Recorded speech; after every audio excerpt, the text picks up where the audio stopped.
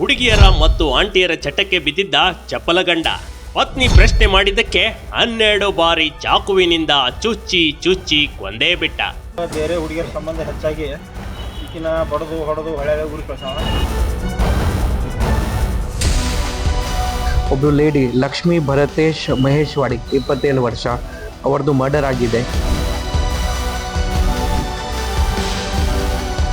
ಜಗಳ ತೆಗೆದ ಆಕಿನ ಕತ್ತರಿಂದ 16 ಬಾರಿ ಚುಚ್ಚ ಖಲಾಸ ಮಾಡಿದಾನ್ರಿ. ಮದುವೆ ಅನ್ನೋದು ಒಂದು ನಂಬಿಕೆ ಮೇಲೆ ನಿಂತಿರುವ ದೊಡ್ಡ ಹಡಗು. ಇದನ್ನ ನೀರಿನಲ್ಲಿ ಮುಳುಗದಂತೆ ನೋಡಿಕೊಳ್ಳೋದು ಪ್ರತಿಯೊಬ್ಬ ಪತಿ ಮತ್ತು ಪತ್ನಿಯ ಕರ್ತವ್ಯ ಕಣ್ರಿ. ಸಂಸಾರದಲ್ಲಿ ಚಿಕ್ಕ ಬಿರುಕು ಉಂಟಾದ್ರೂ ಎಷ್ಟೋ ಸಂಸಾರಗಳು ದೂರ ಆಗಿವೆ. ಅದರಲ್ಲೂ ನಮ್ಮ ಭಾರತೀಯ ನಾರಿಯರು ತನ್ನ ಗಂಡನಲ್ಲಿ ರಾಮನನ್ನ ಹುಡುಕುತ್ತಾರೆ. ಆತ ಜೀವನ ಪೂರ್ತಿ ತನ್ನೊಂದಿಗೆ ಏಕಪತ್ನಿ ವ್ರತಸ್ಥನಾಗಿರಬೇಕು, ಪರಸ್ತ್ರೀಯರಲ್ಲಿ ತನ್ನ ತಾಯಿ ಸಹೋದರಿಯನ್ನ ಕಾಣಬೇಕು ಅಂತ ಪತ್ನಿ ಬಯಸುತ್ತಾಳೆ. ಆದ್ರೆ ಇಲ್ಲೊಬ್ಬ ಗಂಡ ರಾಮನಾಗೋದಿರ್ಲಿ, ರಾವಣ ಕೂಡ ಆಗೋದಕ್ಕೆ ಲಾಯಕ್ಕಿಲ್ಲದ ದುಷ್ಟನಾಗಿದ್ದಾನೆ. ಹೆಂಡತಿ ಒಂದೇ ಒಂದು ಪ್ರಶ್ನೆ ಮಾಡಿದ್ದಕ್ಕೆ ಆಕೆಯನ್ನ ಚಾಕುವಿನಿಂದ ಚುಚ್ಚಿ ಚುಚ್ಚಿ ಕೊಲೆ ಮಾಡಿದ್ದಾನೆ ಕಣ್ರಿ.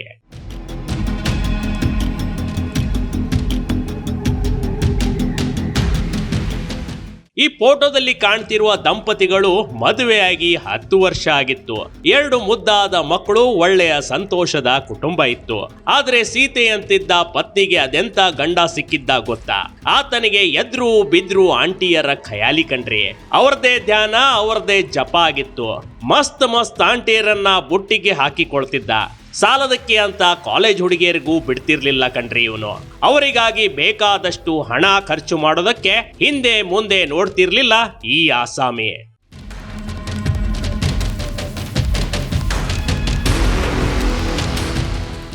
ಚಪಲ ಚನ್ನಿಗರಾಯ ಪತಿಯ ಕ್ಯಾರೆಕ್ಟರ್ನಿಂದ ಹೆಂಡತಿಯಾದವಳು ಬೇಸತ್ತು ಹೋಗಿದ್ಲು. ಇದೇ ವಿಚಾರವಾಗಿ ಆಗಾಗ ಇಬ್ಬರ ನಡುವೆ ಮಾತಿನ ಚಕಮಕಿ, ಗಲಾಟೆ, ಗದ್ದಲಗಳು ಆಗುತ್ತಿದ್ವು.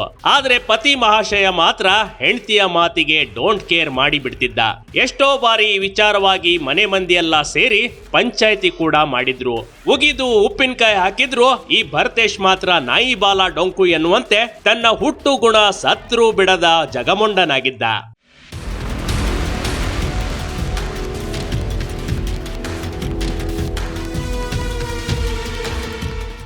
ವಿಕೋಪಕ್ಕೆ ಹೋಗಿತ್ತು ಗಂಡ ಹೆಂಡತಿಯ ಜಗಳ. ಹಿಂದೆ ಮುಂದೆ ನೋಡದೆ ಚಾಕು ಚುಚ್ಚಿಯೇ ಬಿಟ್ಟ. ಹೆಂಡತಿ ಆಗಾಗ ಇದೇ ವಿಚಾರ ಕೇಳ್ತಿದ್ಲು. ಪರಸ್ತ್ರೀಯರ ಸಹವಾಸ ಬೇಡ ಅಂತ ಅಂಗಲಾಚುತ್ತಿದ್ಲು. ಆದ್ರೆ ಪತ್ನಿಯ ಮಾತಿಗೆ ಬೆಲೆ ಕೊಡ್ತಿರ್ಲಿಲ್ಲ. ಹೆಂಡತಿಯ ಮಾತಿನಿಂದ ಇದೇ ವಿಷಯಕ್ಕೆ ಇಬ್ಬರ ನಡುವೆ ಆಗಾಗ ಜಗಳ ನಡೆಯುತ್ತಲೇ ಇತ್ತು. ಆದ್ರೆ ಕಳೆದ ರಾತ್ರಿ ಈ ಜಗಳ ವಿಕೋಪಕ್ಕೆ ತಿರುಗಿ ಪತಿ ತನ್ನ ಹೆಂಡತಿಗೆ 12 ಬಾರಿ ಚಾಕುವಿನಿಂದ ಇರಿದು ಕೊಲೆ ಮಾಡಿದ್ದಾನೆ.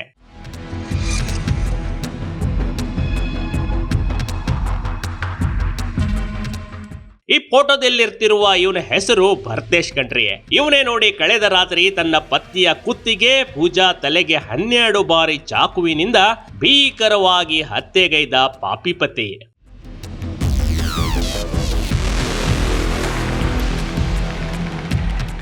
ಅಂದಹಾಗೆ ಘಟನೆ ನಡೆದಿರೋದು ಬಾಗಲಕೋಟೆ ಜಿಲ್ಲೆಯ ತೇರದಾಳ್ ಪಟ್ಟಣದಲ್ಲಿ.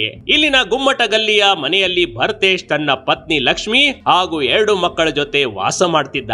ಆದ್ರೆ ದಂಪತಿಗಳ ಮಧ್ಯೆ ಆಗಾಗ ಜಗಳವಾಗ್ತಿತ್ತು. ಇದು ನಿನ್ನೆ ವಿಕೋಪಕ್ಕೆ ಹೋಗಿದೆ. ಪತಿಯ ಮೇಲಿನ ಸಿಟ್ಟಿಗೆ ಭರತೇಶ್ ಮನೆಯಲ್ಲಿದ್ದ ಚಾಕು ತೆಗೆದುಕೊಂಡು ಲಕ್ಷ್ಮಿ ಕುತ್ತಿಗೆಗೆ ಸೇರಿದಂತೆ ದೇಹದ ಇತರ ಭಾಗಗಳಿಗೆ ಚಾಕು ಚುಚ್ಚಿದ್ದಾನೆ. ಗಾಯಗೊಂಡ ಲಕ್ಷ್ಮಿಗೆ ತೀವ್ರ ರಕ್ತಸ್ರಾವವಾಗಿ ನರಳಾಡಿ ಪ್ರಾಣ ಬಿಟ್ಟಿದ್ದಾಳೆ. ನಮ್ಮ ತಂಗಿನಲ್ಲಿ ತೆರವಾಗ ರಾಮಕಿನಾಗೂ ಮದುವೆ ಮಾಡಿ ಕೊಟ್ಟಿದ್ದೇವೆ ನೀವು 9 ವರ್ಷಗಳ ಹಿಂದೆ. ಆಮೇಲೆ ಅವ ಚಲೋ ಇದ್ರು ಒಂದು 6 ತಿಂಗಳ. ಆಮೇಲೆ ಅವಾಗ ಬೇರೆ ಹುಡುಗಿಯರ ಸಂಬಂಧ ಹೆಚ್ಚಾಗಿ ಈಕಿನ ಬಡದು ಹೊಡೆದು ಹೊಳೆ ಊರಿಗೆ ಕಳ್ಸವ. ಆದರೂ ನಾವು ಹಿರಿಯರ ಸಮ್ಮುಖದಾಗ ಬಂದು ಬಗೆಹರಿಸಿ ಹೋಗಿದ್ದೇವೆ 4-5 ಸಾರಿ. ಆಮೇಲೆ ಈಗ ಮತ್ತು ನೀನು ಜಗಳ ತೆಗೆದ ಆಕಿನ ಕತ್ತರಿಂದ 16 ಬಾರಿ ಚುಚ್ಚ ಖಲಾಸ ಮಾಡಿದಾನ್ರಿ. ಈ ಕೊಲೆಗೆ ಕಾರಣವಾಗಿರೋದು ಹೆಂಡತಿಯ ನಿರಾಕರಣೆಯ ಮಾತುಗಳು. ಪತ್ನಿ ಭರತೇಶ್ನ ಕಾಮದಾಟಕ್ಕೆ ಬೇಸತ್ತು ಹೋಗಿದ್ಲು. ಯಾವ ಹೆಂಡತಿ ತಾನೇ ತನ್ನ ಗಂಡನನ್ನ ಬೇರೆಯವರ ಸಹವಾಸ ಮಾಡೋಕೆ ಬಿಡ್ತಾಳೆ ಹೇಳಿ? ಭರತೇಶ್ ತಾನು ದುಡಿದಿದ್ದ ಹಣವನ್ನೆಲ್ಲ ಆಂಟಿಯರಿಗೆ ಮತ್ತು ರಸಗುಲ್ಲದಂತಿರುವ ಹುಡುಗಿಯರಿಗೆ ಖರ್ಚು ಮಾಡ್ತಿದ್ದಂತೆ. ಮನೆಯಲ್ಲಿ 2 ಮುದ್ದಾದ ಮಕ್ಕಳಿದ್ರು. ಒಂದು ಬಾರಿಯೂ ಬಟ್ಟೆ ಕೊಡಿಸದೆ ತನ್ನ ಮೋಜು ಮಸ್ತಿಯಲ್ಲಿ ಇರುತ್ತಿದ್ದ. ಲಕ್ಷ್ಮಿ ತವರು ಮನೆಯವರು 5 ಲಕ್ಷ ರೂಪಾಯಿ ಹಣ ಕೊಟ್ಟಿದ್ರು. ಆದ್ರೂ ಈತ ಮಾತ್ರ ಸುಧಾರಿಸಲಿಲ್ಲ ಅಂತಾರೆ ಲಕ್ಷ್ಮಿ ಸಹೋದರ ನಿಂಗಪ್ಪ. ಆಮೇಲೆ ಇವು ಹೊಳ್ಳೆ ಆಕಿ ಸಂಬಂಧ ಇದ್ದ ಕಾರಣ ಇವು ಹೊಳ್ಳೆ ರೊಕ್ಕ ತೊಂಬ ಅಂತ ಬರ್ಬಾರ್ದು ಕಳ್ಸವ. ಆದರೂ ನಾವು ಅಲ್ಲೇ ಸಾಲ ಮಾಡಿ ಒಂದು 5 ಲಕ್ಷ ರೂಪಾಯಿ ಕೊಟ್ಟಿದ್ದೇವೆ ರೀ ಅವಾಗ. ಕೊಲೆಯಾದ ಬೆನ್ನಲ್ಲೇ ತೇರ್ದಾಳ್ ಪೊಲೀಸರು ಘಟನಾ ಸ್ಥಳಕ್ಕೆ ಆಗಮಿಸಿ ಪರಿಶೀಲನೆ ನಡೆಸಿದ್ರು. ಆರೋಪಿಗಾಗಿ ಹುಡುಕಾಟ ನಡೆಸಬೇಕಾದ್ರೆ ಭರತೇಶ್ ತಪ್ಪಿಸಿಕೊಂಡು ಓಡಿ ಹೋಗಲು ಪ್ರಯತ್ನ ಪಟ್ಟಿದ್ದಾನೆ. ಆದ್ರೆ ಹೇಳಿ ಕೇಳಿ ಇವರು ಮೊದಲೇ ನಮ್ಮ ಕರ್ನಾಟಕ ಪೊಲೀಸರು ಕಣ್ರಿ. ಆರೋಪಿ ಎಷ್ಟೇ ಚಮಕ್ ಕೊಟ್ರು ಅವನನ್ನ ಬೆನ್ನಟ್ಟಿ ಪೊಲೀಸರು ಹಿಡಿದು ಆರೋಪಿಯನ್ನ ಮಾವನ್ ಮನೆಗೆ ಕಳಿಸ್ಕೊಟ್ಟಿದ್ದಾರೆ.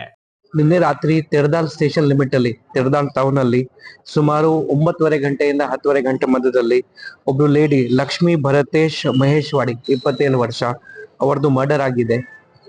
ನಮ್ಮ ಇರೋ ಪ್ರಿಲಿಮಿನರಿ ಮಾಹಿತಿ ಪ್ರಕಾರ ಅವ್ರ ಗಂಡನೇ ಭರತೇಶ್ ಪಾರೀಶ್ ಮಹೇಶ್ವಾಡಿ 32 ವರ್ಷ ಅವನೇ ಇವನಿಗೆ ಮರ್ಡರ್ ಮಾಡಿದ್ದಾನೆ.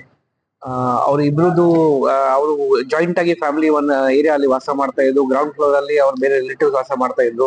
ಮೇಲೆ ಫ್ಲೋರ್ ಅಲ್ಲಿ ಇವ್ರ ಹೆಂಡತಿ ಮತ್ತೆ ಇಬ್ರು ಮಕ್ಕಳು ಇದ್ರು. ಇವರು ಕೆಲ್ಸಕ್ಕೆ ಕಟಾವ್ ಗ್ಯಾಂಗ್ಗೆ ಕೆಲ್ಸಕ್ಕೆ ಹೋಗ್ತಾ ಇದ್ದ.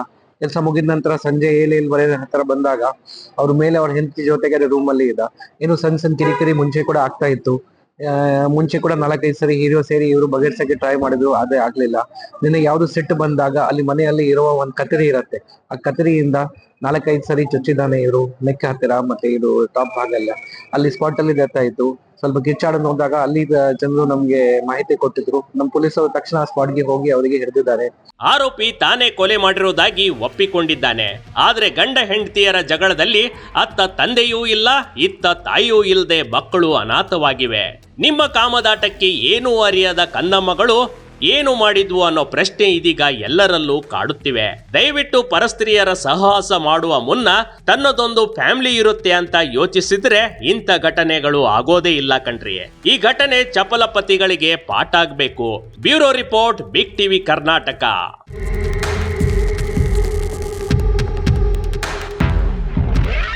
ಬಿಗ್ ಟಿವಿ ಕರ್ನಾಟಕ ಯೂಟ್ಯೂಬ್ ಚಾನಲ್ಗೆ ಈಗಲೇ ಸಬ್ಸ್ಕ್ರೈಬ್ ಮಾಡಿ.